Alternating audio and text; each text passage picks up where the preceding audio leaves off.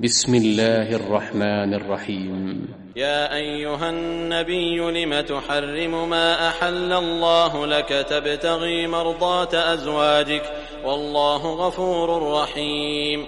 قد فرض الله لكم تحلة أيمانكم والله مولاكم وهو العليم الحكيم. وإذ أسر النبي إلى بعض أزواجه حديثا فلما نبأت به وأظهره الله عليه عرف بعضه وأعرض عن بعض فلما نبأها به قالت من أنبأك هذا؟ قال نبأني العليم الخبير. إن تتوبا إلى الله فقد صغت قلوبكما وإن تظاهرا عليه فإن الله هو مولاه وجبريل وصالح المؤمنين والملائكة بعد ذلك ظهير.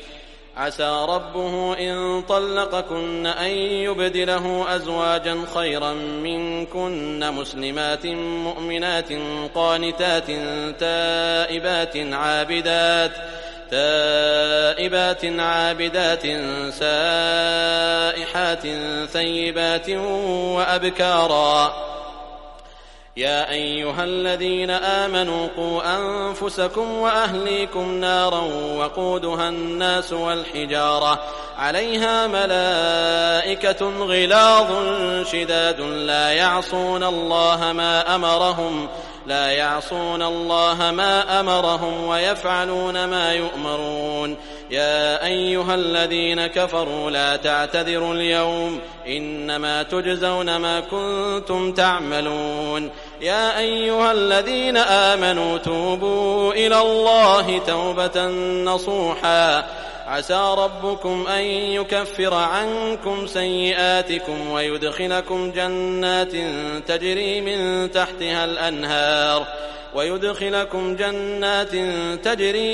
تحتها الأنهار يوم لا يخزي الله النبي والذين آمنوا معه نورهم يسعى بين أيديهم وبأيمانهم يقولون ربنا أتمم لنا نورنا واغفر لنا إنك على كل شيء قدير.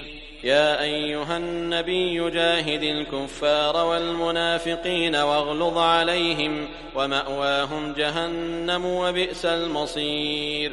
ضرب الله مثلا للذين كفروا امرأة نوح وامرأة لوط كانتا تحت عبدين من عبادنا صالحين فخانتاهما فلم يغنيا عنهما من الله شيئا وقيل ادخلا النار مع الداخلين.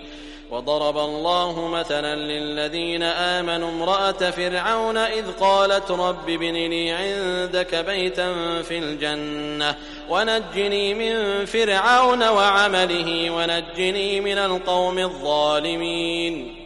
ومريم ابنة عمران التي أحصنت فرجها فنفخنا فيه